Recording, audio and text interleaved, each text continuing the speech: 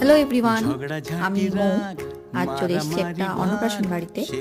আমার খুব কাছের বন্ধু অঙ্কিতা আর দীপঙ্কর দার একমাত্র সন্তান তাতান সোনার আজকে অন্নপ্রাশন।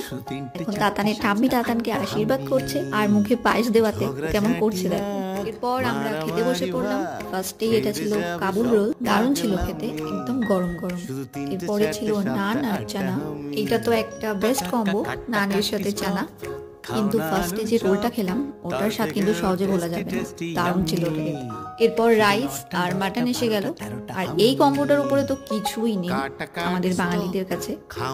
ভীষণ সফট মাটনটা আর একদম কষা কষা ছিল, খুব ভালো ছিল খেতে। এরপরে স্টলে ছিল আইসক্রিম, আর আমি নিয়েছিলাম ম্যাঙ্গো ফ্লেভারের আইসক্রিম।